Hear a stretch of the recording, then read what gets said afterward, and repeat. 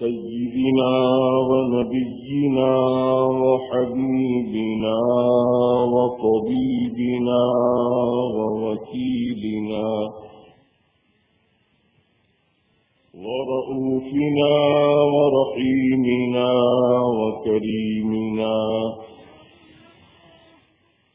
ومأوانا وملجانا ومولانا محمد وعلى آله الطيبين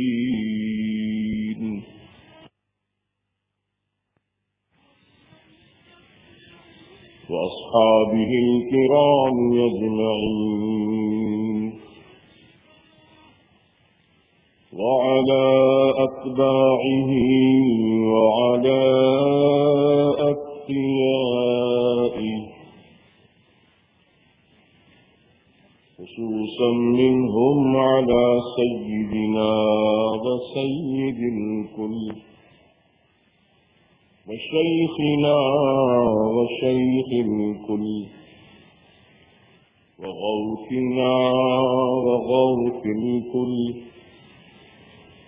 سيدنا أبي محمد الشيخ عبد القادر الحسني الحسيني الجعفري الجيلاني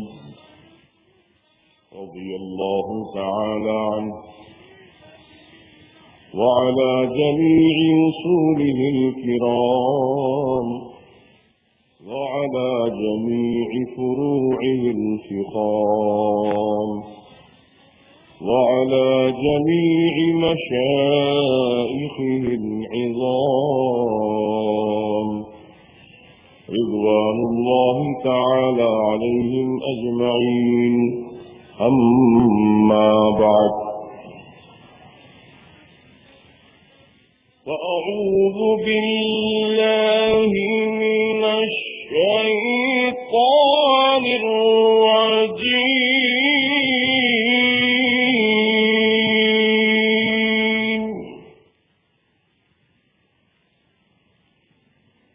بسم الله الرحمن الرحيم.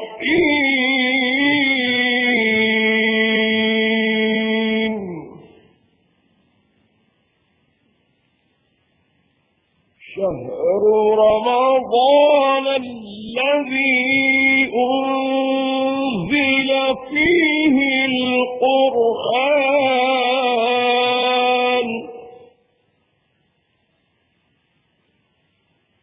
وقال تعالى في مقام آخر: يا أيها الذين آمنوا كتب عليكم الصيام كما كتب على الذين من قبلكم لعلكم تتقون.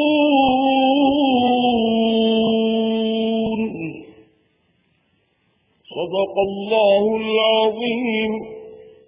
وبلغنا رسوله النبي الأمين المتين الكريم.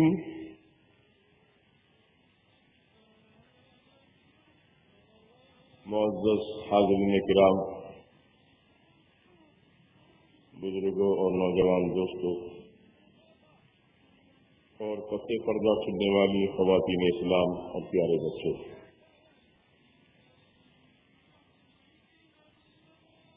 جوش عقیدت کے ساتھ،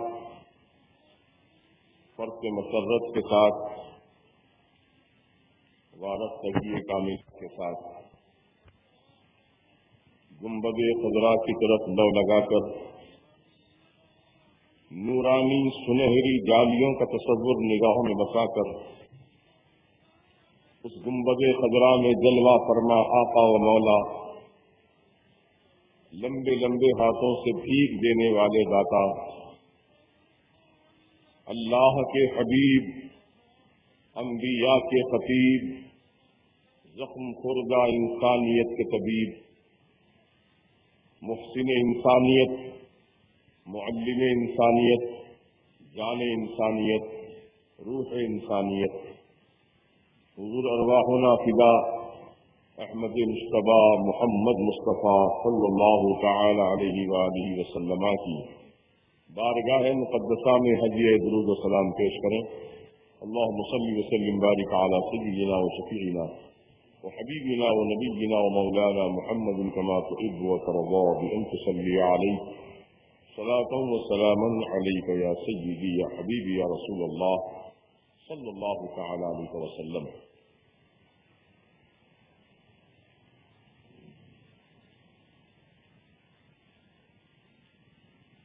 اللہ سبحانہ و تعالی نے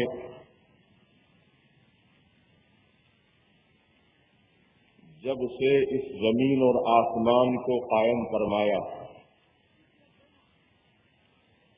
دن اور رات کو بنایا، اس دن سے اس کائنات میں اللہ تعالی نے 12 مہینے مقرر فرمائے۔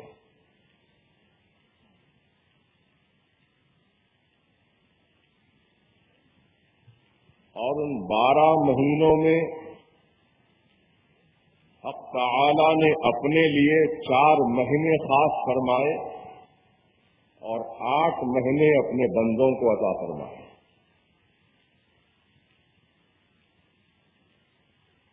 وہ 4 مہینے جو اللہ تعالی کے ہیں خاص، ان مہینوں میں سب سے پہلا مہینہ ہے رجب۔ رجب کا مہینہ اللہ کا مہینہ، اور دوسرا مہینہ ہے ذی قعدہ،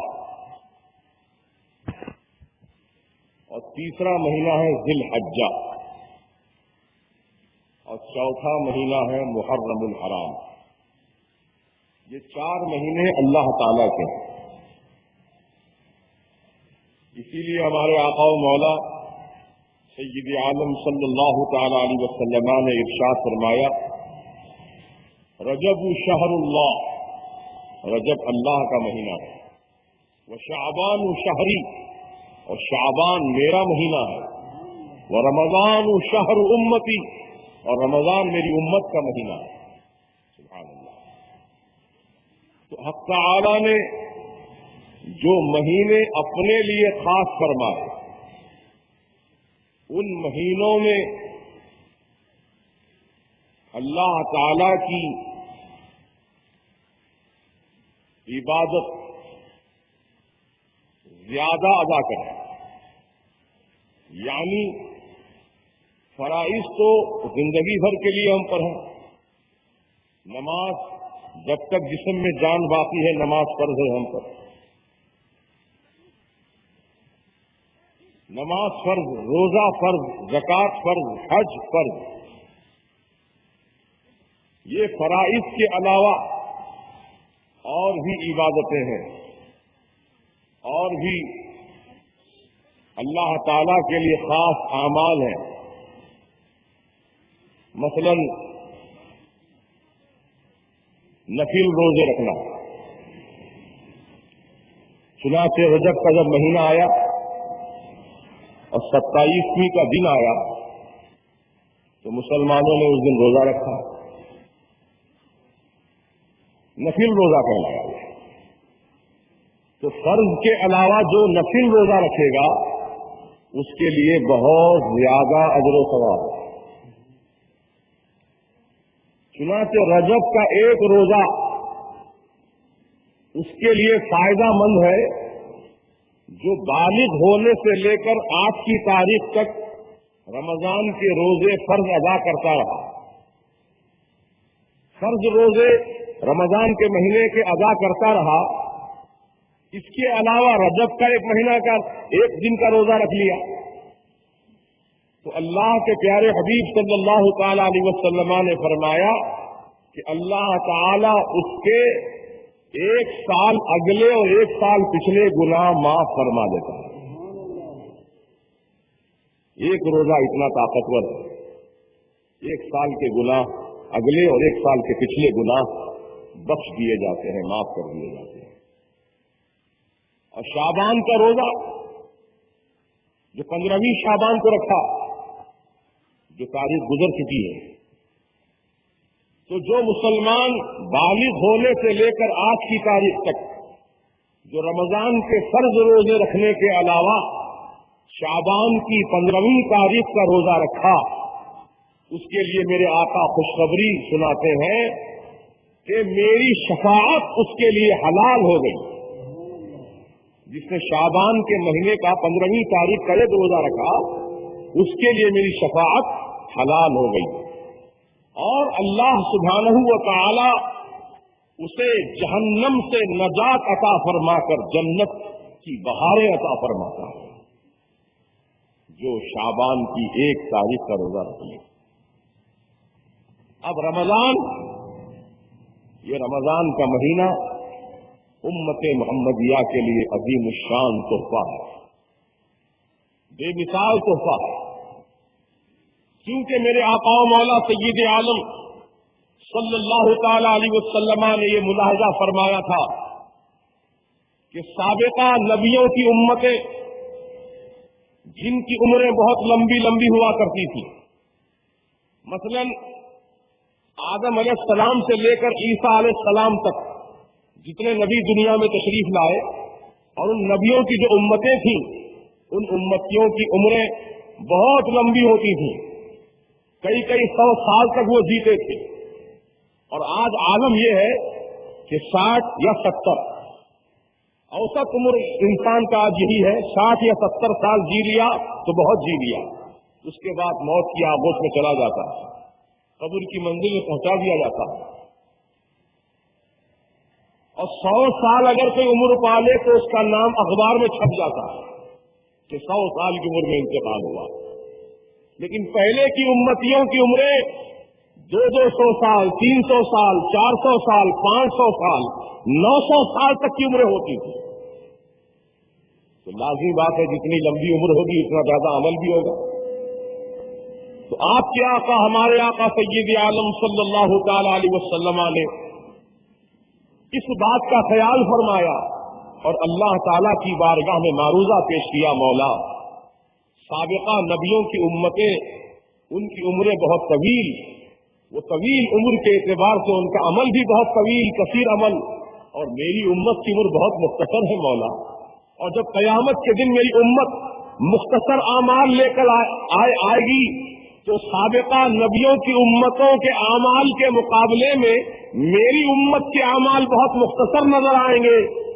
مولا میری امت پر رحم فرما دے، مولا میری امت پر کرم فرما دے۔ تو رب تعالیٰ کی بارگاہ میں اب آپ کے آقا، ہمارے آقا سید عالم صلی اللہ تعالی علیہ وسلم ہمیشہ رو رو کر دعائیں مانگا کرتے تھے کہ مولا میری امت کو قیامت کے دن اور امتوں کے سامنے رسوا نہ فرما، ان کو شرمندہ نہ ہونے دے میرے مولا، میری امت کے اعمال کو زیادہ فرما دے۔ اللہ تبارک و تعالیٰ کی بارگاہ میں میرے آقا رو رو کر جب دعائیں مانگتے رہے تو پروردگار عالم نے اپنے حبیب کو تسلی دیتے ہوئے ارشاد فرمایا، اے میرے حبیب آپ غم نہ کرو، آپ فکر نہ کرو، میں آپ کی امت کو رمضان جیسا مہینہ دوں گا، آپ کی امت کو شب برات دوں گا، آپ کی امت کو شب قدر دوں گا، اور اس دنوں میں ان راتوں میں جو آپ کا امتی عمل کرے گا میں انہیں 1000 مہینوں سے بڑھ کر کے زیادہ ثواب عطا کروں گا۔ تو یہ سرکار دو عالم صلی اللہ علیہ وسلم کی خاص دعاؤں کا صدقہ ہے جو اللہ تعالیٰ نے ہم کو رمضان کا مبارک مہینہ عطا فرمایا۔ رمضان کی عزت و عظمت کو جاننا ہے تو ایک روایت میں آپ سے عرض کر دوں، ذرا بھائی آواز کم کریں اس میں، درود پاک پڑھ لیجیے، اللہم صلی علی سیدنا و شفیعنا و نبینا و مولانا محمد کما تحب و ترضی بأن تصلی علیہ صلاۃ و سلام علیک یا رسول اللہ۔ حضرت موسیٰ علیہ السلام جو اللہ کے نبی ہیں، اللہ کے پیغمبر ہیں، اولو العزم رسول ہیں، اللہ تعالیٰ نے ان کے اوپر توریت کتاب کو نازل فرمایا، اور موسیٰ علیہ السلام کا ذکر قرآن میں اور نبیوں کے مقابلے میں بہت زیادہ ملتا ہے۔ ہر قرآن کے پارے میں موسیٰ علیہ السلام کا تقریباً تذکرہ ملتا ہے۔ تو موسیٰ علیہ السلام کو جب بھی کوئی معروضہ پیش کرنا ہوتا، جب بھی کوئی اللہ تعالی کی بارگاہ میں دعا کرنا ہوتا تو سیدھے وہ کوہ طور پر تشریف لے جاتے تھے، کوہ طور پر کھڑے ہو جاتے اور اللہ تعالیٰ سے گفتگو فرماتے تھے، اللہ تعالیٰ سے ہم کلامی کا شرف حاصل فرماتے تھے۔ تو یہ بہت بڑے اعزاز کی بات ہے، بہت بڑی عزت کی بات ہے یہ کہ دنیا میں رہ کر موسیٰ علیہ السلام کوہ طور پر تشریف لے جاتے اور اللہ تعالیٰ سے گفتگو فرماتے، جس کا ذکر قرآن میں موجود ہے۔ تو ایک دن موسیٰ علیہ السلام اللہ تعالیٰ کی بارگاہ میں گفتگو فرما رہے تھے، عرض کرنے لگے، اے احکم الحاکمین، اے عالم الغیب والشہادہ پروردگار، تو نے مجھ کو بڑی عزت سے نوازا، میں تجھ سے ہم کلامی کا شرف حاصل کر رہا ہوں۔ مولا ایسی عزت، ایسی بزرگی تو نے کسی اور بندے کو بھی عطا فرمایا ہے؟ تو موسیٰ علیہ السلام کو اللہ تعالیٰ نے جواب ارشاد فرمایا کہ اے موسیٰ سنو، اس وقت تمہارے میرے درمیان جو گفتگو ہو رہی ہے تو تمہارے اور میرے بیچ میں 70,000 پردے ہیں، 70,000 پردوں کے بیچ میں سے تمہاری میری گفتگو ہو رہی ہے۔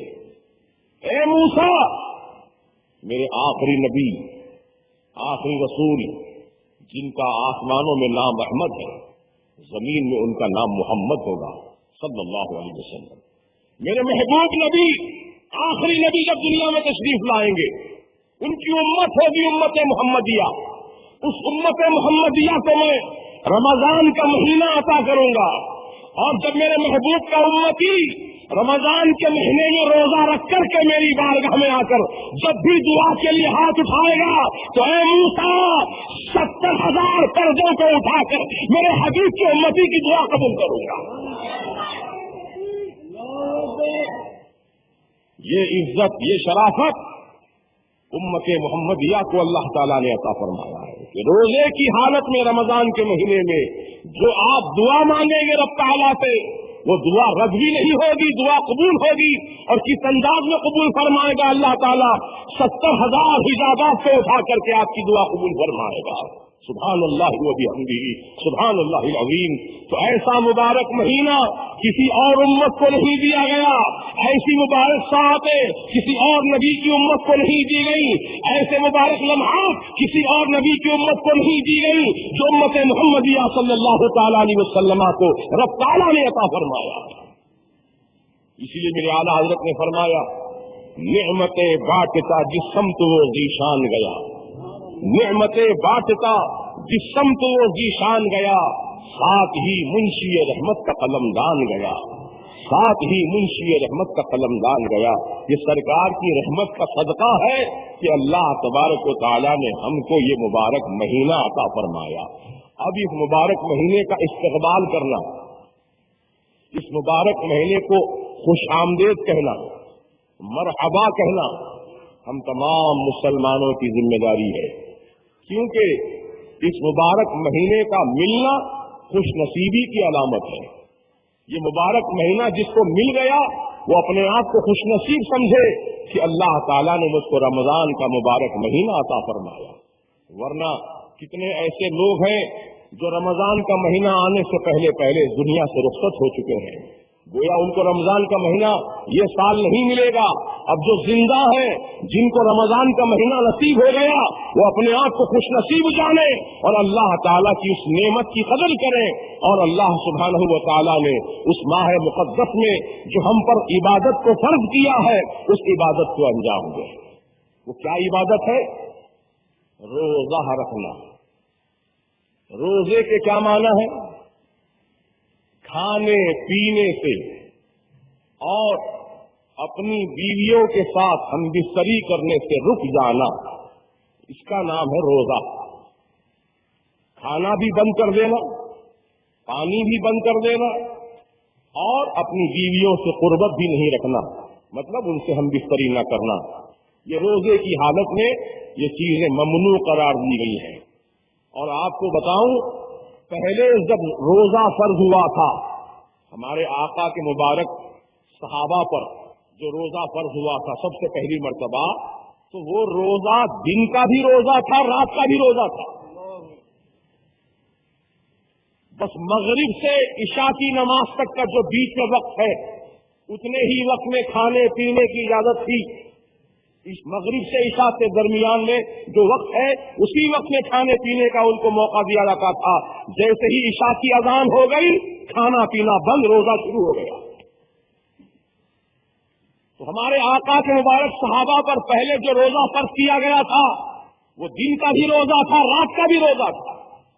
لیکن ایک صحابی سے بھول ہو گئی، رات میں روزے کی حالت میں ان سے بھول ہو گئی، روزہ ان کا ساقط ہو گیا، روزہ ٹوٹ گیا۔ دیکھو اللہ کے رسول کی بارگاہ میں وہ صحابی تشریف لائے، عرض کیا یا رسول اللہ علیہ السلام، میں روزے کی حالت میں تھا آقا، مجھ سے بھول ہو گئی ہے، جو کام نہیں کرنا تھا میں نے کر لیا، آقا میرا روزہ تو ٹوٹ گیا، اب کیا کروں؟ تو آقا نے فرمایا روزے کا کفارہ ادا کرو۔ کہا رسول اللہ علیہ السلام کیا ہے کفارہ روزے کا؟ ایک روزہ توڑنے کا کفارہ کیا ہے؟ تو آقا نے فرمایا ایک غلام آزاد کرو۔ یا رسول اللہ علیہ السلام میں بہت غریب ہوں، میرے پاس کوئی غلام نہیں ہے جس کو میں آزاد کر سکوں۔ تو آقا نے فرمایا ٹھیک ہے، غلام آزاد نہیں کر سکتے تو 60 روزے رکھو، 60 روزے رکھو، ایک روزے کا کفارہ 60 روزے 2 مہینے کے۔ تو عرض کیا یا رسول اللہ علیہ السلام 30 روزوں میں مجھ سے بھول ہو گئی، 30 روزے میں نہ رکھ پایا، بھول ہو گئی مجھ سے، خطا ہو گئی، روزہ ٹوٹ گیا۔ سرکار میں 60 روزے رکھنے کے بھی لائق اور قابل نہیں ہوں، بھلا میں کب 60 روزوں کی پابندی کر سکوں گا؟ تو آقا نے فرمایا ٹھیک ہے، 60 روزے بھی تم نہیں رکھ سکتے تو 60 فقیروں کو کھانا کھلا دو، 60 مسکینوں کو کھانا کھلا دو، تمہارے روزے کا کفارہ ادا ہو جائے گا۔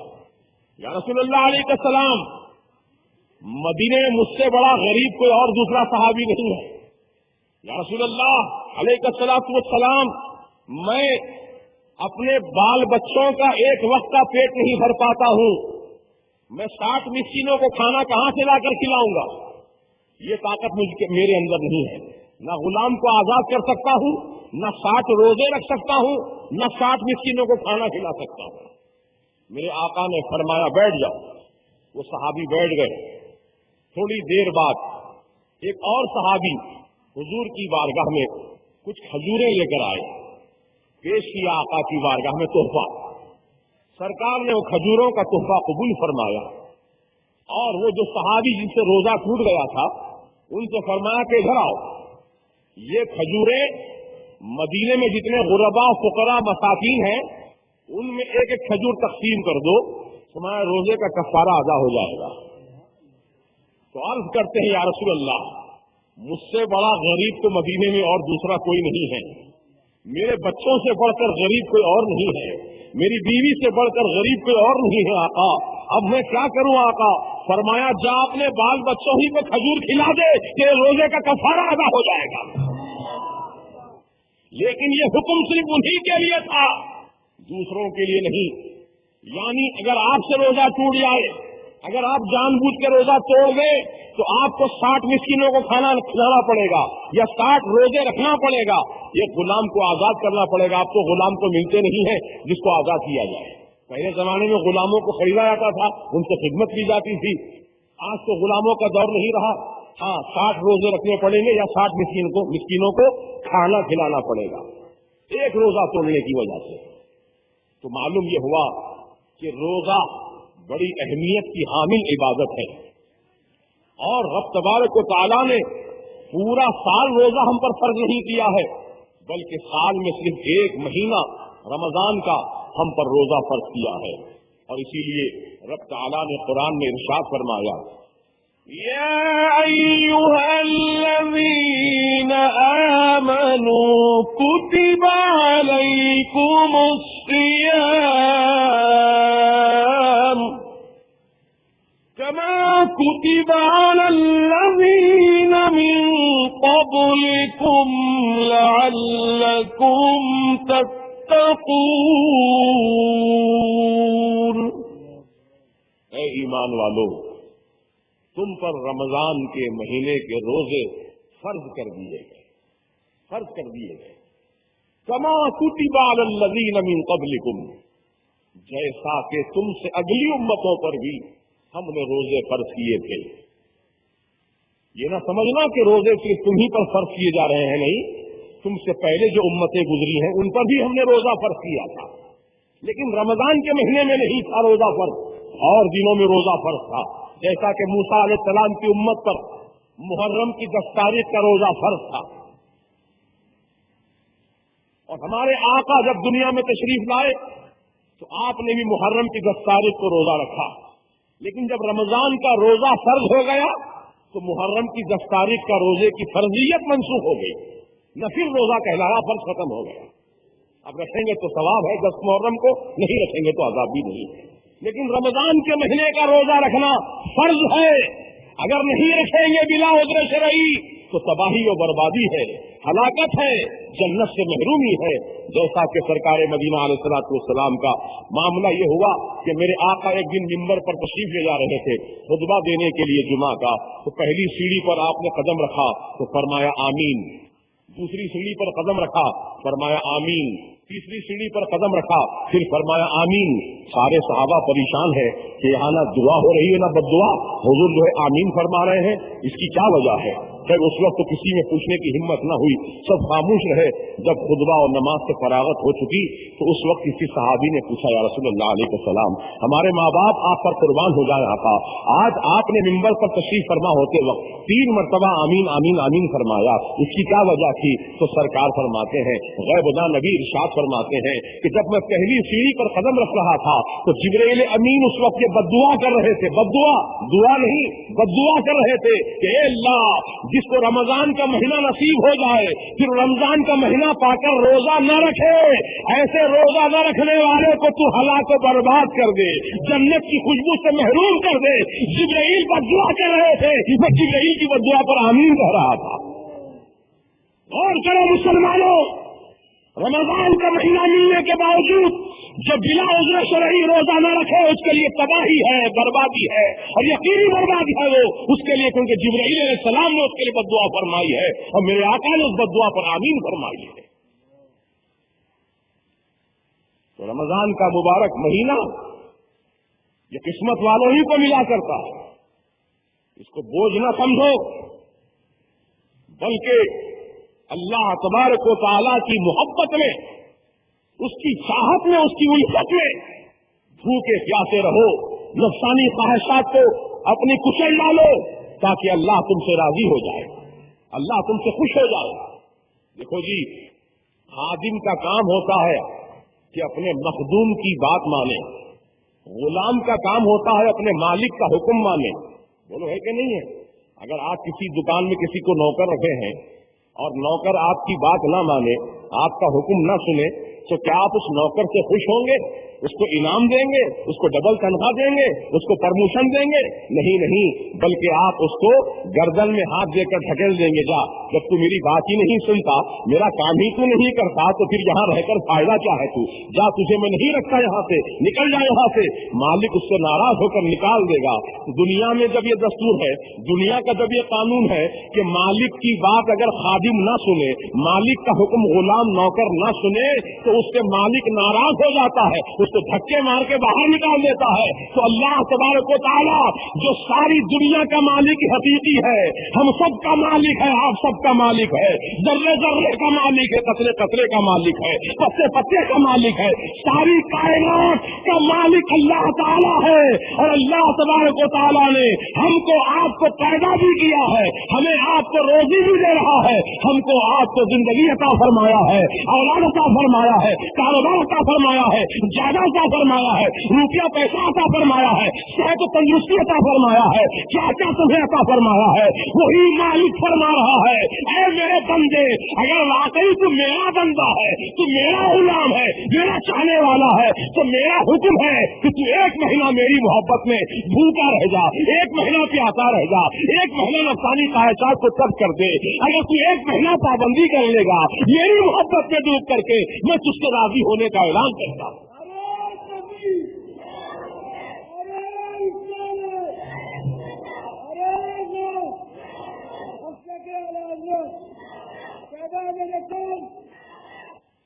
اللہ تعالیٰ کو ہمارے بھوکے پیاسے رہنے سے کوئی فائدہ نہیں ہے, لیکن اللہ تعالیٰ ہم کو اپنی محبت میں بھوکا رکھنا چاہتا ہے.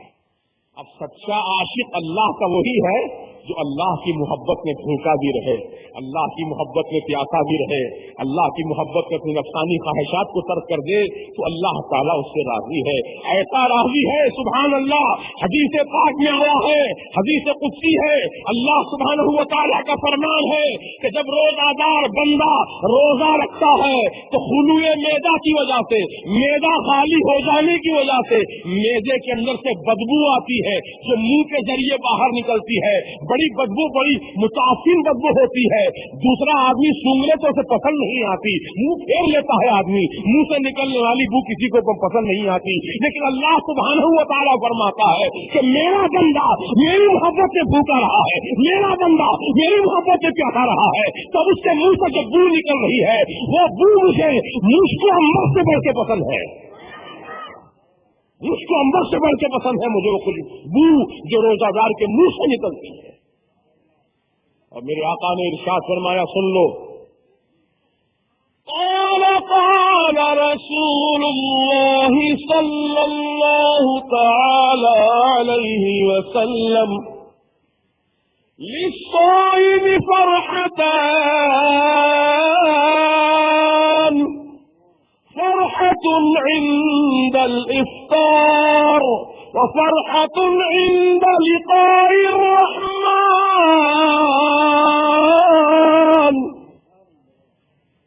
اللہ کے پیارے حبیب صلی اللہ تعالی علیہ وسلم نے ارشاد فرمایا, روزہ دار کے لیے دو خوشی ہے.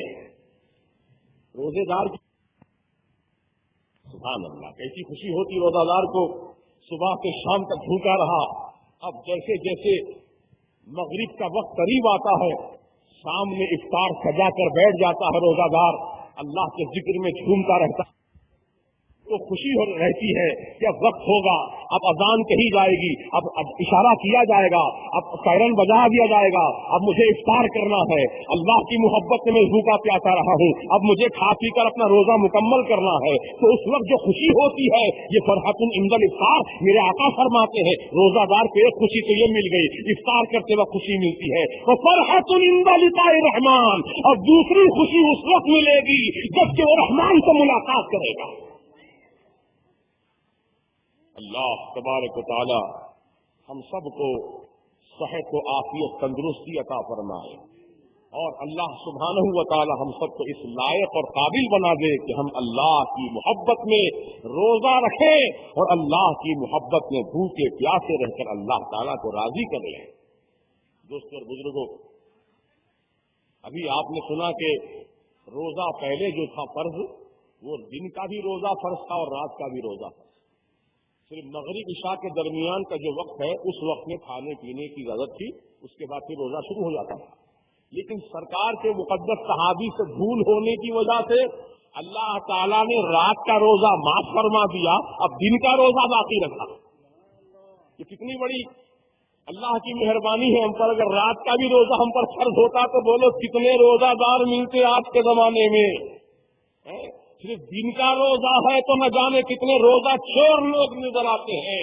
सिगरेट पीते हुए, पान चबाते हुए, होटलों में बैठकर चाय नोशी करते हुए, खाना खाते हुए कितने रोजा चोर मिलते हैं दुनिया के अंदर। फिर देखो तो मुसलमान है, हट्टे कट्टे हैं, 754 है, चीरे तो 4, फाड़े तो 5 है, ऐसे मामला है। अजीज़ान मिल्लत इस्लामिया इतने ताकतवर होने के बावजूद रोजा नहीं रखता है। अल्लामान वल हदीस मेरे आका सैयद आलम अलैहिस्सलाम ने फरमा दिया कि जिब्राईल अलैहिस्सलाम ने उसके लिए बद्दुआ फरमा दी है कि अल्लाह उसको हलाक और बर्बाद कर दे। जिसको रमजान का महीना मिला फिर रोजा नहीं रखा, उसको बर्बाद कर दे। मैंने आमीन कह दिया है, अल्लाह जिब्राईल की बद्दुआ कबूल फरमा ले, जिब्राईल की बद्दुआ कबूल फरमा ले। वो रसूल जो अपने दुश्मनों को कभी बद्दुआ नहीं दी, वो रसूल जो पत्थर मारने वालों को मेरे आका ने बद्दुआ नहीं दी, कांटियां बिछाने वालों को बद्दुआ नहीं दी, ओट की ओझली लाकर रखने वालों को बद्दुआ नहीं दी, लेकिन आका उस बद्दुआ पर आमीन फरमा रहे हैं जिसको रमजान का महीना मिला फिर वो रोजा नहीं रखा। कितने गजबनाक है आका। सोचो जब रसूल गजबनाक है तो अल्लाह ताला उससे बढ़कर गजबनाक है। अल्लाह ताला को गजबनाक मत बनाओ, अल्लाह ताला को गजब में मत लाओ, बल्कि अल्लाह ताला को राजी करो, अल्लाह को खुश करो। आपको मालूम होना चाहिए कि जब दुनिया में बेहयाई बढ़ जाती है, दुनिया में बेपर्दगी बढ़ जाती है, दुनिया में गुनाह जब बढ़ जाते हैं, जिनाकारी बढ़ जाती है, हरामकारी बढ़ जाती है, सूद के धंधे आम हो जाते हैं, तो उस वक्त अल्लाह ताला बारिश को रोक लेता है और पूरी जमीन को अल्लाह ताला सूखा बना देता है। तालाब सूख जाते हैं, नदियां सूख जाती हैं और नाले सूख जाते हैं। इंसान पानी की बूंद बूंद के लिए तरसता है। और तो करो, एक जमाना वो भी तो था, गंजी पेट खुश्क हो गया था, हिमायत सागर खुश्क हो गया था। न जाने कौन अल्लाह के नेक बंदों की दुआ अल्लाह ताला ने अपने करम से कबूल फरमा लिया और थोड़ी बहुत बारिश नाजिल फरमा दिया कि जमीन के होंठ खुश्की की वजह से तड़प गए थे। अल्लाह ने उन होठों की प्यास को बुझा दिया, फिर से जमीन को हरा भरा बना दिया। ये परवरदिगार आलम की मेहरबानी क्यों ही मालूम आपको? अल्लाह अकबर। हदीस पाक में आया है कि छोटे छोटे बच्चे, दूध पीते बच्चे जो कोई गुनाह नहीं किए ना, वो लोग माँ के पेट से पैदा हुए दूध पी रहे हैं अपनी माँ का, न उन्होंने गाली दी किसी को, न झूठ कहा, न गीबत की, न किसी को तकलीफ पहुंचाया, न किसी का माल छीन के खाया, न किसी की जमीन पे कब्जा किया। वो लोग किया उन्होंने, छोटे बच्चों ने नहीं। छोटे बच्चे हैं, बिल्कुल गुनाहों से महफूज हैं जब तक वो माँ की गोद में है। तो अल्लाह सुब्हानहू व तआला उन बच्चों की सूरत देखकर, वो छोटे छोटे बच्चे जो गुनाहों से बचे हुए हैं, उन बेगुनाह बच्चों की सूरत देखकर अल्लाह ताला रहम फरमाता है और बारिश नाजिल फरमाता है। जानवर, चौपाए जानवर, दरिंदे जानवर, जमीन पर रेंगने वाले जानवर, अभी वो आप जानते हैं वो जानवर है। अल्लाह ताला ने इंसान की खिदमत के लिए उसको बनाया है और जो खिदमत उसके जिम्मे अता की गई है वो खिदमत को अंजाम दे रहा है, वो खिदमत को पूरी कर रहा है। तो अल्लाह ताला जानवरों को भूखा नहीं मारना चाहता, जानवरों को प्यासा नहीं मारना चाहता, तो अल्लाह छोटे बच्चों के खातिर, जानवरों के खातिर हम पर बारिश नाज़िल फरमा देता है। वरना हमारे काले करतूत इतने बद हैं, इतने बद आमाल हमारे हैं, इतने बद हमारे बुरे आमाल हैं, अगर अल्लाह ताला हमारी पकड़ फरमा दे तो कोई जिंदा बाकी न रहे, अल्लाह के अज़ाब में सब गिरफ्तार हो जाएं। अज़ीज़ान मिल्लत, ये छोटे बच्चों का सदका है, ये जानवरों का सदका है जो हमारे हाथ होठ भीग रहे हैं, हमारे हलक हो रहे हैं। अगर ये जानवर छोटे बच्चे न होते तो हम पर बारिश बिल्कुल बंद कर दी जाती। अल्लाह को राजी करने का मौका आया है। रमजान का मुबारक महीना, ये अल्लाह को राजी करने का महीना। और आपको बताऊं, रमजान को रमजान क्यों कहा जाता है? रमजान, मुफस्सिरीन फरमाते हैं, लफ्ज रमजान का मस्दर जो है या तो रमजुन है या रमज़ाउन है। रमजुन से रमजान बना या रमज़ाउन से रमजान बना। रमजुन और रमज़ाउन, ये दोनों माना क्या है? इसके दोनों अल्फाज के माना क्या है? सुनिए, एक लफ्ज के माना है कि जला देना, रमजुन के माना जला देना। तो रमजान जलाने वाला महीना, किसको जलाता है? تو جو بندہ اللہ کی رضا کے خاطر روزہ رکھتا ہے تو اللہ تعالیٰ اس کے گناہوں کو جلا دیتا ہے. سبحان اللہ. اور رمضان سے اگر رمضان بنا ہے لفظ رمضان تو پھر اس کے معنی کیا ہوں گے؟ تو رمضان کے معنی ہے ایسے بادل کے ٹکڑے کو کہتے ہیں رمضان جو کسی پہاڑ کی چٹان پر آ کر برسنے لگے اور وہ پہاڑ پر جو گرد و غبار بھر گیا تھا وہ بارش کا پانی جب پہاڑ پر گرتا ہے تو بارش کے پانی سے پہاڑ کھل کے وہ صاف ستھرا ہو جاتا ہے، صاف شفاف ہو جاتا ہے، چمکدار ہو جاتا ہے. تو رمضان کا لفظ اگر رمضان سے بنا ہے تو معنی یہ ہوئے کہ ایسی رحمت کا بادل اللہ برساتا ہے جو ہمارے دلوں پر برستا ہے، کیونکہ ہمارے دل گناہوں سے گندے ہو چکے ہیں، ہمارے دل گناہوں سے سیاہ ہو چکے ہیں. تو رمضان کے مہینے میں اللہ تعالیٰ ایسی خاص رحمت کی بارش نازل فرماتا ہے رمضان کے مہینے میں روزہ داروں کے اوپر کہ جن کے دل دھل کے پاک و صاف شفاف آئینے کی طرح ہو جاتے ہیں. تو رمضان کا مہینہ ہر حیثیت سے ہمارے لیے فائدہ مند ہے. گناہوں کو جلانے والا، دلوں کو چمکانے والا مہینہ. سال کے 11 مہینے جو بدعمالیاں کرتے رہے نا وہ سارے برے اعمال، وہ سارے گناہ جو ہے رمضان کے مہینے میں دھو دیے جاتے ہیں.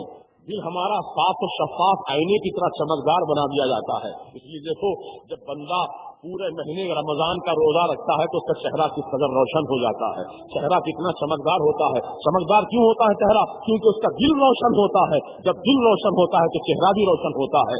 جس کا دل سیاہ ہو جائے گا اس کا چہرہ بھی سیاہ پڑ جائے گا. کیا آپ نہیں دیکھتے گستاخان رسول کے چہرے کیسے سیاہ ہیں؟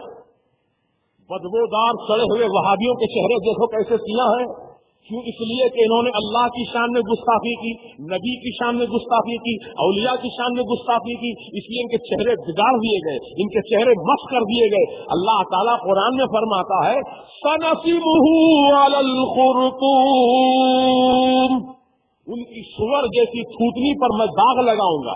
یعنی ان کے چہرے سور جیسے بنا دیے جائیں گے اور وہ چہروں پر ان کے داغ لگائے جائیں گے. چنانچہ دیکھ لو جتنے ہیں وہابی سڑے ہوئے ان کے چہرے داغدار ہیں، داغدار چہرے. ان کے چہروں پر رونق نہیں، ان کے چہروں پر نور نہیں، ان کے چہروں پر روشنی نہیں. روشنی کہاں سے آئے گی؟ ارے روشنی والے آقا سے اپنا تعلق انہوں نے توڑ لیا ہے، منقطع کر لیا ہے. اب روشنی کہاں سے ملے گی؟ روشنی کہاں سے آئے گی؟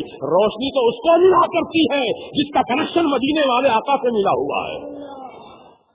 اس لیے میرے اعلیٰ حضرت نے فرمایا چمک کس سے پاتے ہیں؟ سب پانے والے. میرا دل بھی چمکا دے چمکانے والے. یہ روشنی لائٹ کی روشنی ہے، یہ بلب کی روشنی، halogen bulb, daylight bulb, tube light bulb, نہ جانے کتنے قسم کی روشنی ہے. یہ روشنی وہ روشنی ہے جس سے زمین تو روشن ہو جاتی ہے، در و دیوار روشن ہو جاتے ہیں، جسم روشن ہوتا ہے. لیکن یہ روشنی دل کو روشن نہیں کر سکتی، یہ روشنی دل کو نہیں چمکا سکتی. دل کو چمکانے والی یہ روشنی ہے اللہ نے اپنے حبیب کو عطا فرمائی ہے. میرے حبیب میں تجھ کو چمکانے والا نور بنا کر بھیجا ہوں، اب تو جس کو چاہے چمکا دے میرا حبیب. اے اللہ کے حبیب علیہ السلام، بے شک آپ اللہ کا نور بن کے آئے ہیں، سراج منیرہ بن کر آئے ہیں. سرکار آپ کی نور نبوت کا صدقہ عطا فرما دیجیے اور ہمارے گندے دلوں کو چمکا دیجیے آقا، تاکہ ہماری دنیا بھی روشن ہو جائے، ہماری قبر بھی روشن ہو جائے. تو ایمان والے جو ہوتے ہیں عاشق رسول، ان کے چہرے دیکھو، آپ غور سے دیکھو چہروں پر کیسی ملاحت ہوتی ہے، کیسی ان کے چہروں پر اللہ کی رحمت برستی ہے، کیسے ان کے چہروں پر نورانیت ہوتی ہے کہ چہرہ دیکھے تو ایک بار دیکھنے ہی طبیعت چاہتی ہے. یہ کیوں آخر؟ اس لیے کہ اللہ کا نور ان پہ برس رہا ہے، اللہ تعالیٰ کی رحمتیں ان پر نازل ہو رہی ہیں، اس لیے ان کا چہرہ روشن و منور ہو چکا ہے. لہذا آپ حضرات بھی کوشش کیجیے اس بات کی کہ اللہ تبارک و تعالیٰ کے لیے ہم روزہ رکھیں گے اور سرکار کی محبت میں ڈوب کر روزہ رکھیں گے. اور انشاءاللہ جب یہ محبت کے ساتھ روزہ دار بن جائیں گے آپ، تو آپ کے چہرے بھی روشن و منور ہوں گے. اور بہت سے میں نے نوجوانوں کو دیکھا ماشاءاللہ، جیسے ہی رمضان کا چاند نظر آیا مسجدیں آباد، مسجدیں آباد. मुसल्लियों को जगह नहीं मिलती, इतने माशाअल्लाह नमाजी बन जाते हैं। और जुमा का दिन आए तो माशाअल्लाह सुभान अल्लाह, क्या कहने कि मस्जिद के बाहर तक सफे बन जाती है। और जुमतुल वदा आ जाए तो रास्ते बंद करने पड़ते हैं, रोड ब्लॉक करनी पड़ती है, इतने मुसल्ली जमा हो जाते हैं। तो मालूम ये हुआ कि उस महीने में हर मुसलमान नमाज का पाबंद बन जाता है। बोलो बनता है, नमाज का पाबंद बन जाता है। पूरा महीना पाबंदी से 5 वक्त की नमाज अदा करता है, रोजा रखता है, तरावी की नमाजें अदा करता है। तो मेरी आपसे गुजारिश ये है कि रमजान के महीने में जिस कदर आपने इबादत की, नमाज की पाबंदी की, अब वो पाबंदी को हमेशा जिंदगी भर बाकी रखो। ये ऐसा नहीं होना चाहिए कि रमजान का ईद का चांद नजर आया और आप भी चांद की तरह गायब हो गए, बल्कि पूरी जिंदगी नमाज की पाबंदी करो। जब तक जिस्म में सांस का तार बाकी है, जब तक सांस रूह बाकी है, जब तक जिस्म में जान बाकी है, अल्लाह ताला की इबादत करते रहो, अल्लाह की बंदगी करते रहो। मेरा ईमान पुकार कर कहता है, मेरा ईमान पुकार कर कहता है कि जुम्मतुल वदा के मौके पर जब मुसलमान सारे के सारे मुसलमान, छोटे बड़े और गरीब फकीर अमीर सब के सब मिलकर के अल्लाह के दरबार में आते हैं, सर झुकाने के लिए आते हैं, तो हुकूमत वक्त को रास्ता रोकना पड़ता है, सड़कों की धुलाई करनी पड़ती है और रास्ते में ताबजा इंतजाम नमाजियों के लिए किए जाते हैं। अगर सारे मुसलमान रोजाना इसी तरह नमाज अदा करें तो कसम खुदा की हमारी 5 वक्त की नमाजें जुम्मतुल वदा की तरह नजर आएंगी। लेकिन हम लोग जैसे ही रमजान का महीना रुखसत हुआ, हम भी मस्जिद से रुखसत। गलत बात, ऐसा नहीं होना चाहिए। अल्लाह ताला ने जिंदगी भर हम पर नमाज फर्ज की है, रमजान में ही नहीं। रमजान में तो रोजा फर्ज हुआ है और नमाज जिंदगी भर के लिए फर्ज है, सब पर फर्ज है। और रोजा बीमारों पर फर्ज नहीं है, रोजा हामिला औरतें, दूध पिलाने वाली औरतों पर अगर उनकी जान को या बच्चे की जान को खतरा है तो उनका रोजा फर्ज नहीं है। हाँ, जब वो उनका उज़्र दूर हो जाएगा तो जितने रोजे छूटे हैं वो रोजों की कज़ा उनको करनी पड़ेगी। मुसाफिर जब तक मुसाफिर है उस वक्त तक उसको रोजा न रखने की इजाजत है। अगर रखकर रोज सफर करता है तो बहुत अच्छी बात है, ज्यादा सवाब की बात है। और अगर रोजा न रखा मुसाफिर तो गुनाहगार नहीं होगा। जब सफर खत्म हो जाए तो रोजे पूरे करने पड़ेंगे, जितने रोजे कज़ा हुए थे उन रोजों की कज़ा उसको अदा करनी पड़ेगी। ये हुक्म है, शरीयत का कानून है, अल्लाह ताला का फरमान है। वो इन कुंतुम मरदा औ अला सफर फइद्दतुम मिन अय्यामिन उखर, यानी तुम्हारे बीमारी के दिन जितने गुजरे और जितने सफर में दिन गुजरे उन दिनों की मुद्दत तुम और दिनों में पूरी कर लो। यानी रोजों की कज़ा करो और रोजे 30 या 29 जितने रोजे होंगे वो रोजे पूरे मुकम्मल करो। ये अल्लाह ताला का कानून है। हाँ, ऐसा मरीज आदमी जिसके अच्छा होने की उम्मीद नहीं है, इतना बीमार हो गया है, ज़ईफ हो गया है कि अब उठने बैठने की भी उसमें ताकत नहीं है, खाने पीने का भी मामला खत्म हो चुका है, बस सांस चल रही है, ऑक्सीजन लगा हुआ है, ग्लूकोज का सुई लगी हुई है और बस उसको दवाइयों के जरिए जिंदा रखा गया है। अब ऐसे शख्स पर रोजा फर्ज तो है क्योंकि जान उसकी बाकी है अभी, लेकिन रोजा रखने के लायक नहीं है, इसलिए उसके लिए हुक्म है कि एक रोजाना एक फकीर को उसकी तरफ से खाना दे दे, खाना खिला दे, उसके रोजे का कफारा अदा हो जाए।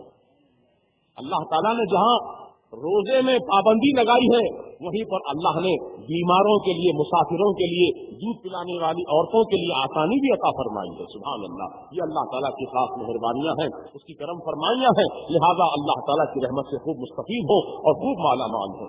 अज़ीज़ान मिल्लत इस्लामिया, जहां रोजा हम पर रखना फर्ज है, रोजे के ताल्लुक से एक आखिरी बात सुन लीजिए।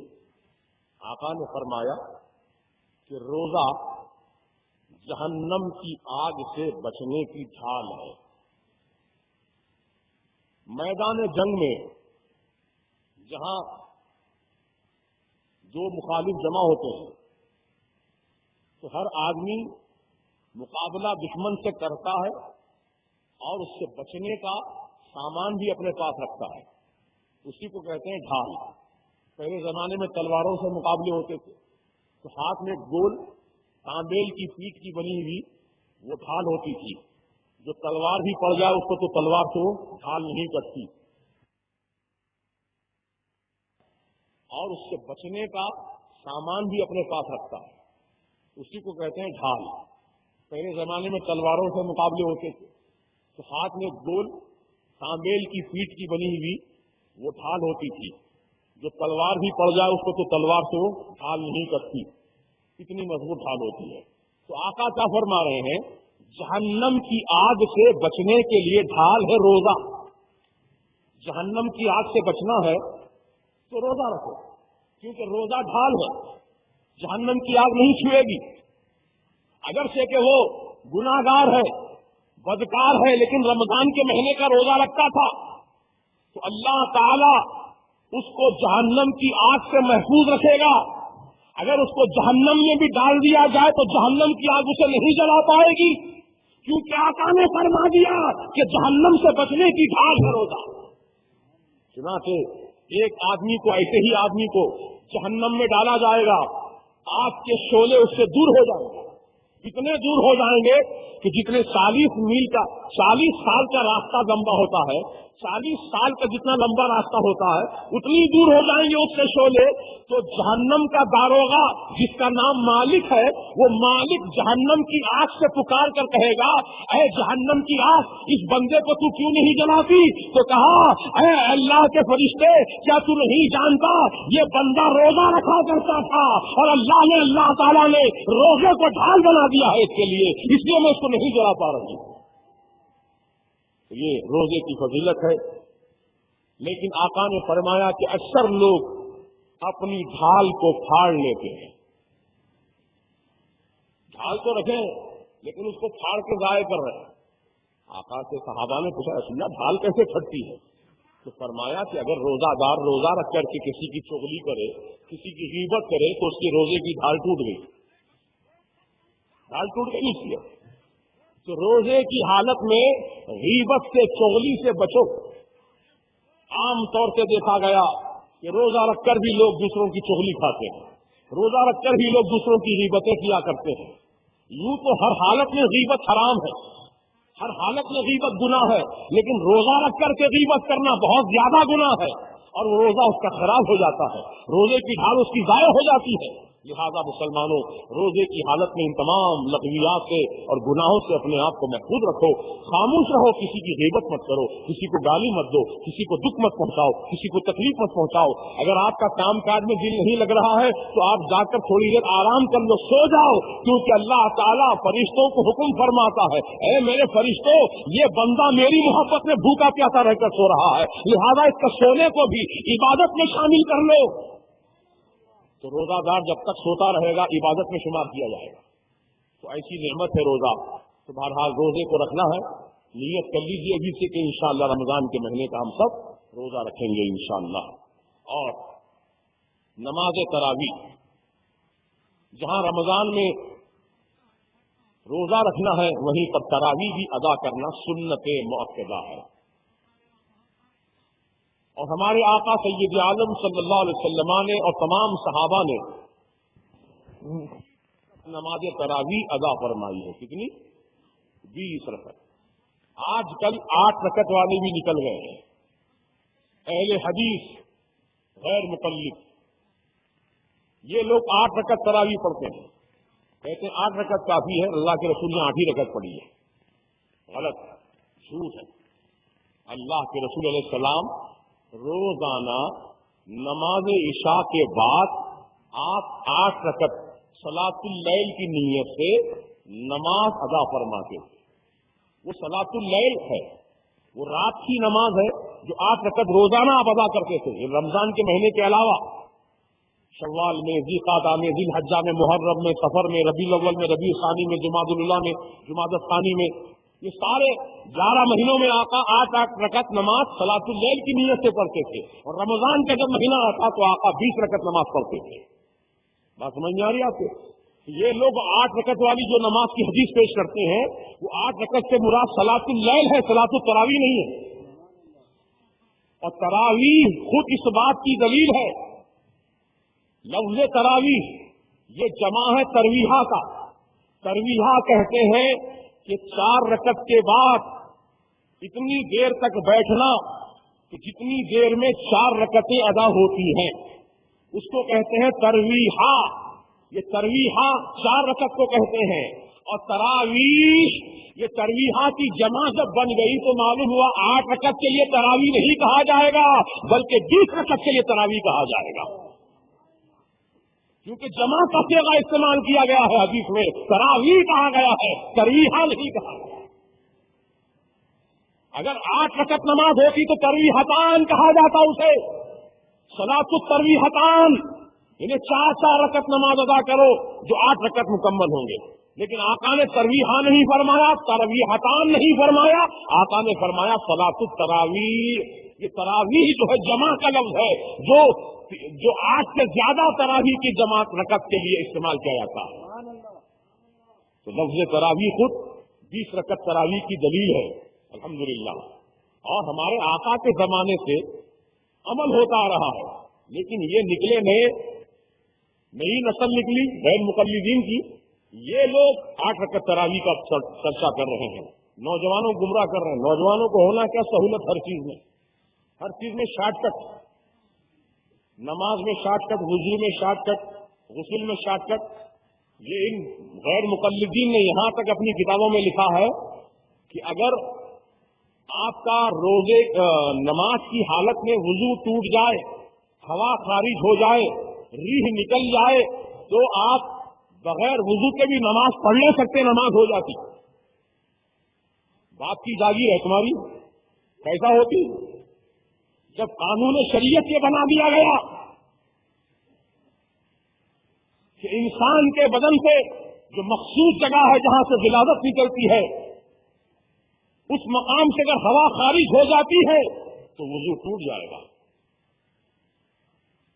ये लिखे हैं अपनी किताबों में, रोजे की हालत में अगर कोई मर्द अपनी बीवी से वती करे तो उसका रोजा भी नहीं टूटा, उस पर गुस्ल भी वाजिब नहीं हुआ। अरे बिन गुस्लो तुम्हारे मामले तुम्हारी अपनी हद तक रखो, हमारी कौम के नौजवानों को गुमराह मत करो। खुदा हमारी शरीयत मुस्तफा है, और तुम्हारी शरीयत जो है तुम्हारी तबीयत है। तबीयत का नाम शरीयत नहीं है, मुस्तफा दाए रहमत के कानून का नाम शरीयत है। शरीयत पर हम अमल करते हैं, तुम तबीयत पे अमल करते हो। तुम्हारी तबीयत तुमको मुबारक और हमारी शरीयत हमको मुबारक।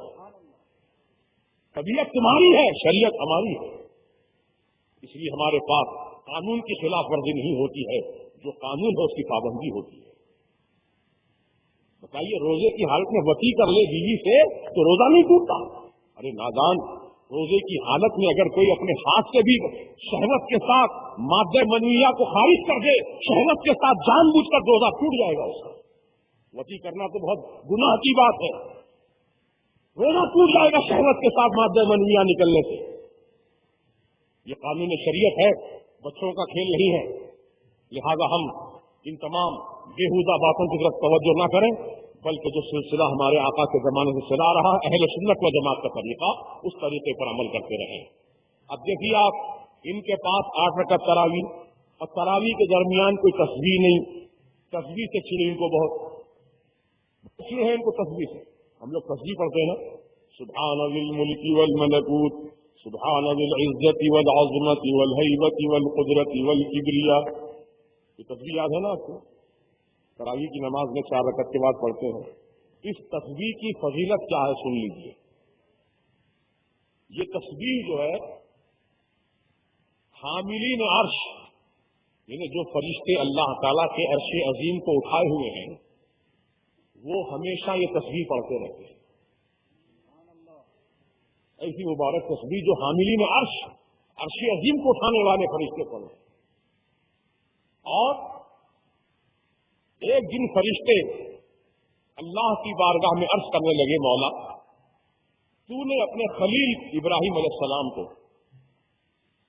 बुढ़ापे की हालत में औलाद दिया, धन दिया, दौलत दिया, जायदाद दिया, बहुत से मवेशी बकरी जानवर दिया, तो मौला इब्राहिम के दिल में तेरी मोहब्बत है या माल और जर की मोहब्बत है?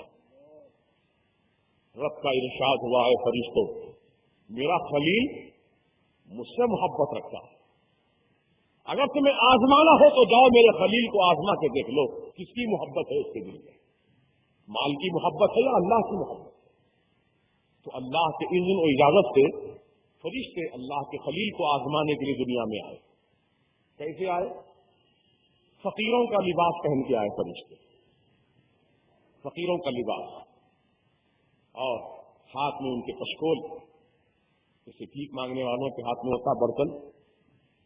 کچھ فرشتوں کی جماعت آئی اور ابراہیم علیہ السلام کے مکان کے سامنے آ کر کھڑے ہو گئے۔ انہوں نے دستک نہیں دی، خیرات دو نہیں کہا، صرف انہوں نے اللہ کی تسبیح پڑھنا شروع کیا، وہی تسبیح جو ہم آپ تراویح کی 4 رکعت کے بعد پڑھتے ہیں، اس کو پھر ایک بار سن لیجیے۔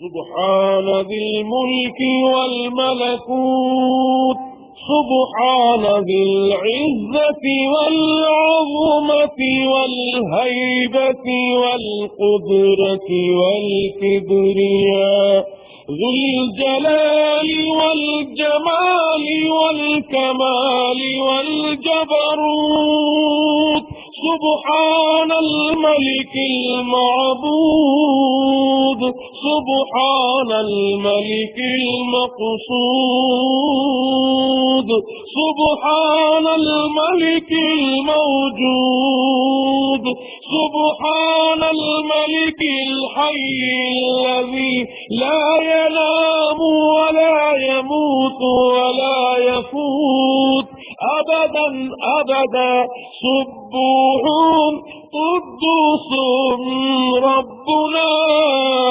ورب الملائكة والروح۔ جب یہ تسبیح فرشتے پڑھنے لگے تو ابراہیم علیہ السلام اپنے مکان کے اندر سے دوڑتے ہوئے دروازے کی طرف آئے۔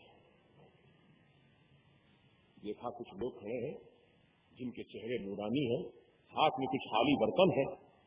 کہنے لگے اے اللہ کے بندو، ابھی تم جو تسبیح گنگنا رہے تھے، تسبیح پڑھ رہے تھے تم لوگ نورانی آواز میں، خدا را ایک بار اور تسبیح سنا دو، میرے مولا کا ذکر ایک بار اور سنا دو۔ تمہاری زبانوں سے میری مولا کی تسبیح بہت بھلی لگ رہی تھی، مجھے بہت پسند آ رہی تھی، مجھے ایک بار خدا را تسبیح سنا دو۔ تو ابراہیم علیہ السلام جب فرشتوں نے کہا اے اللہ کے خلیل، آپ کو اللہ کے ذکر سے محبت ہے، اللہ سے محبت ہے؟ کہا بے شک محبت ہے۔ کہا محبت ہے تو کچھ ثبوت بھی دو، کچھ دلیل پیش کرو۔ کہا کیا دلیل دو؟ کہا لاؤ تمہارے پاس جو مال و دولت ہے تو خدا کے نام پر خیرات کرو، ہم تم کو تسبیح سناتے ہیں۔ تو اس وقت آپ کے پاس جتنی دولت تھی، جتنی بکریاں تھیں، ان کے 3 حصے فرمائے، ایک حصہ آپ نے ان سائلین کے حوالے فرمایا، پھر تمنا کی کہ میرے مولا کی تسبیح ایک بار اور سنا دو۔ تو فرشتے پھر اللہ کی تسبیح پڑھنے لگے۔ سبحان ذی الملک والملکوت سبحان ذی العزة والعظمة والهيبة والقدرة والكبرياء ذو الجلال والجمال والكمال والجبروت سبحان الملك المعبود سبحان الملك المقصود سبحان الملك الموجود سبحان الملك الحي الذي لا ينام ولا يموت ولا يفوت أبدا أبدا سبوح قدوس ربنا ورب الملائكة والروح۔ ابراہیم علیہ السلام اللہ تعالیٰ کی تسبیح سن کر جھومتے ہیں خوشی سے، پھر کہتے ہیں اے اللہ کے بندو، ایک बार और तस्बीह सुना दो। कहते लाओ माल खर्च करो इब्राहिम, खुदा की राह में माल खर्च करते जाओ, हम तुमको तस्बीह सुनाते जाएंगे। चुनाते फरिश्तों से आपने फिर खैरात, फरिश्तों को खैरात दी, बकरियां हवाले फरमा दी, बहुत सारा मालो दर भी दे दिया। फिर फरमाइश की कि एक बार और मेरे मौला की तस्बीह सुना दो। फिर फरिश्ते तस्बीह पढ़ने लगे, सुब्हान बिल मुल्क वल मलकूत, सुब्हान बिल इज्जति वल अज़मति वल हैबति वल कुदरति वल किब्रिया ज़ुल जलाली वल जमाली वल कमाली वल जबरूत, सुब्हानल मलिकिल माबूद, सुब्हानल मलिकिल मक़सूद, सुब्हानल मलिकिल मौजूद, सुब्हानल मलिकिल हय्यिल लज़ी ला यनामु व ला यमूतु व ला यफूत अबदन अबदा, सुब्बूहुन कुद्दूसुन रब्बुना व रब्बुल मलाइकति वर्रूह। अल्लाह के खलील तस्बीह सुनते जा रहे हैं, मालो ज़र खैरात करते जा रहे हैं। सब दे दिया, कुछ नहीं बचा देने को। फिर भी फरमाने लगे, ए अल्लाह के बंदो एक बार और सुना दो ना, एक बार और पढ़ दो ना मेरे मौला की। अब क्या खैरात हमको आप देंगे? तो फरमाया इन बकरियों को चराने के लिए किसी चरवाहे की जरूरत पड़ेगी ना, मैं चरवाहा बनकर खिदमत करूंगा, तुम्हारी खिदमत करूंगा, मेरे मौला की तुम तस्बीह सुनाते जाना।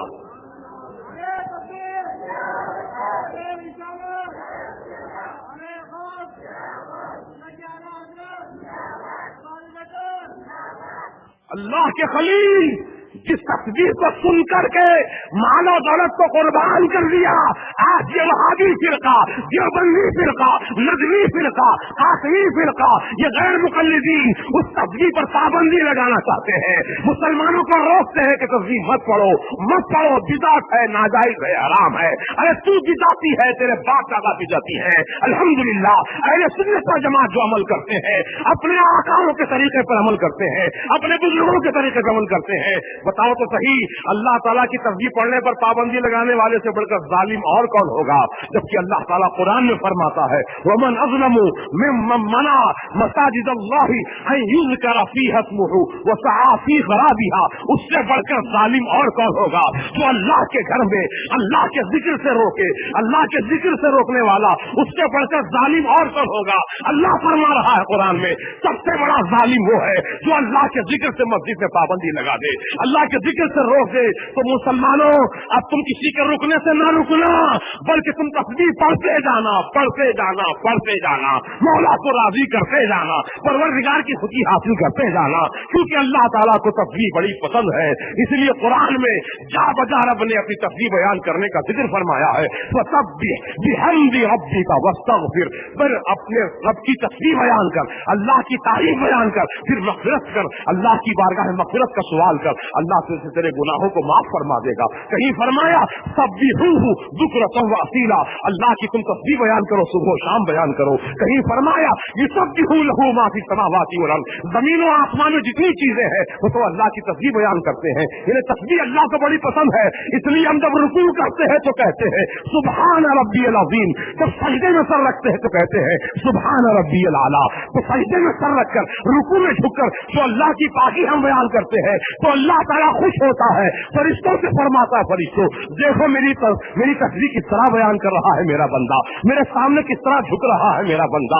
वो जानता है मैं ही उसका माबूद हूँ, वो जानता है मैं ही उसका परवरदिगार हूँ, वो जानता है मैं ही तारीफ के लायक हूँ। इसलिए फरिश्तों देखो मेरा बंदा मेरे सामने झुककर कैसी मेरी तारीफ कर रहा है, सुभान अल्लाह कह रहा है, सुभान अल्लाह कह रहा है, अल्लाह अल्लाह। तो परवरदिगार आलम फरिश्तों को गवाह फरमाता है, अरे फरिश्तों तुम गवाह रहना, जिसने बंदे ने मेरे सामने आकर मेरी तस्बीह बयान की, मेरा जिक्र किया, मेरी तारीफ की, तुम गवाह रहना, उसके सारे गुनाहों को माफ कर दिया, माफ कर दिया, माफ कर दिया। तो अल्लाह तबारक व तआला से हमेशा यही दुआएं मांगते रहो کہ ہر جب ہماری زبان اللہ کے ذکر سے معمور رہے، ہماری زبانوں پر اللہ اللہ کا ذکر ہو، سبحان اللہ کی تسبیح ہو، الحمدللہ کے ترانے ہو، درود و سلام کے نغمے ہو، انشاءاللہ وہ زبان جب مریں گے، آپ دنیا سے جائیں گے، تو پھر آپ کی زبان پر وہی کلمات جاری ہوں گے، وہی کلمات آپ کی زبان پہ جاری ہوں گے، کیونکہ آدمی جس ماحول میں زندگی گزارتا ہے، مرتے وقت وہی الفاظ زبان پر آیا کرتے ہیں، مرتے وقت وہی زبان پہ آتے ہیں۔ اس لیے قانون ہے دنیا کا قانون کہ جب کوئی آدمی کسی حادثے میں مرنے والا ہے، کسی جلنے کی وجہ سے مرنے والا ہے، کسی کے چاقو چھرا گھونپنے سے مرنے والا ہے، تو اس کا بیان مجسٹریٹ آ کر کے قبل از مرگ یعنی مرنے سے پہلے کا بیان لیتا ہے، کیونکہ مرنے والے کے ذہن میں اس وقت چھوٹ بات نہیں آتی، مرنے والے کے ذہن میں کوئی بات بنا کر پیش کرنے کی صلاحیت نہیں رہتی، بلکہ مرنے والا وہی کہتا ہے جو اس کی زندگی میں گزرا ہے، جو ماحول میں گزرا ہے، جو واقعہ اس کے ساتھ پیش آیا ہے، وہی اس کی زبان سے جاری ہوتا ہے۔ تو اسی بنیاد پر کہتا ہو عزیزان ملت اسلامیہ کہ آدمی جس ماحول میں زندگی گزارے گا، مرتے وقت وہی کلمات اس کی زبان سے جاری ہوں گے۔ اگر آپ ناچ گانا سننے کے عادی ہیں، ابھی راستے میں دیکھا تقریباً شادی کے لیے شادی خانے اتنے بھرپور انداز میں دعوتیں چل رہی ہیں، اور نوجوان بچے کوئی پودینے کا ہار لے کر، کوئی جناب والا کسی قسم کا ہار بنا کر ڈنڈے پہ لگا دیا ہے، آٹو رکشا کے سامنے کھڑا کر دیا ہے، یا ماروتی کار کے آئینے پہ ڈال دیا ہے، اور سامنے ناچ رہے ہیں، کود رہے ہیں، پی کر کھا کر ناچ گانا کرنا، ناچنا کودنا، یہ مسلمانوں نے اپنی زندگی کا شیوا بنا لیا ہے۔ یاد رکھو، جو قوم ناچنے گانے کی عادی ہو جاتی ہے، پھر وہ قوم پر اللہ کا عذاب جلد نازل ہوگا، اللہ تعالیٰ کا قہر نازل ہوگا۔ تم سمجھتے ہو کہ میرے ناچنے سے میرا دوست خوش ہو جائے گا، میرے ناچنے سے میرا دوست خوش ہو جائے گا؟ یاد رکھو، ارے تو دوست کو تو خوش کر رہا ہے، لیکن اللہ رسول کو ناراض کر رہا ہے۔ ایسی ناراضی جو اللہ رسول کی جس کو مل جائے، یقین جانو اس کی دنیا اور آخرت دونوں تباہ ہے، دونوں برباد ہے۔ اے میرے نوجوان دوستو، آج اس مقدس جلسے میں عہد کرو، شادی میں آپ جاؤ، ضرور جاؤ، ولیمہ کی دعوت میں ضرور جاؤ، آپ اپنے دوست کو پھولوں کا ہار ضرور پہناؤ، اس کی خدمت میں کچھ تحفہ ضرور پیش کرو، جائز ہے، لیکن یہ سڑکوں پر ناچنا کودنا گانا بجانا حرام ہے، حرام ہے، حرام ہے۔ بولو کیا ہے؟ حرام ہے، حرام ہے، حرام ہے۔ ناچنا بھی حرام ہے، ناچنے والوں کو دیکھنا بھی حرام ہے۔ اور یہ ناچنے والے ڈھولے سڑکوں پر گلی کوچوں میں گھروں کے سامنے ناچتے ہیں تو گھر کی عورتیں جھانک جھانک کے دیکھتی ہیں، کیسا ناچ رہا ہے، کیسا تھرک رہا ہے، کیسا ڈانس کر رہا ہے، کون سی تال پر یہ اچھل رہا ہے۔ عورتیں جھانک جھانک کے دیکھتی ہیں تو نوجوانوں منچلے نوجوان ہیں، وہ دیکھتے ہیں کہ عورتیں ہمیں دیکھ رہی ہیں تو اور جوش میں ناچنے لگتا ہے۔ تو دیکھنا بھی حرام ہے، ناچنا بھی حرام ہے، عورتیں بھی حرام کا مرتکب ہو رہی ہیں، دیکھنے والے بھی مرتکب ہو رہے ہیں اور ناچنے والے بھی مرتکب ہو رہے ہیں۔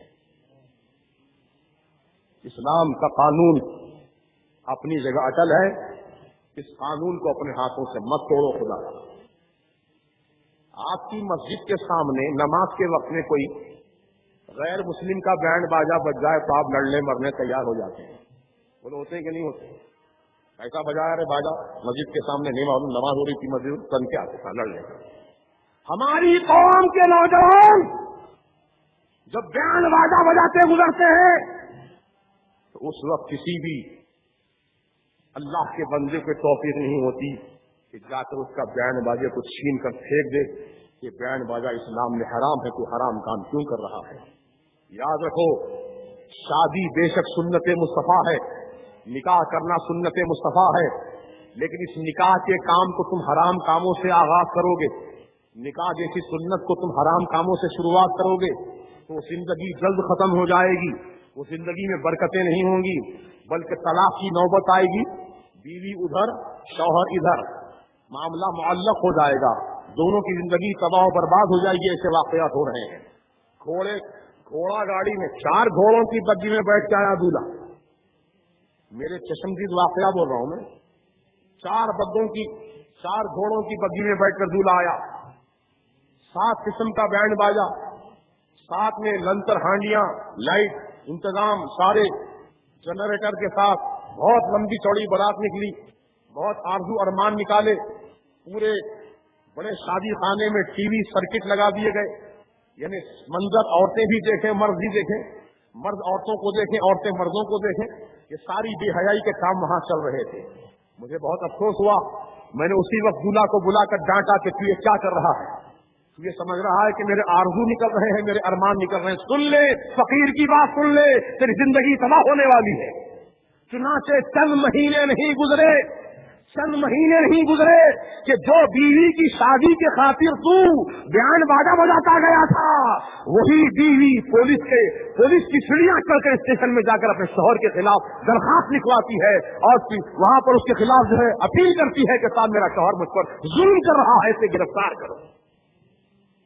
कहाँ रही शादी, तलाक की नौबत आई, वो उधर ये इधर, लटकते रह गए, आरजू अरमान सब निकल गए।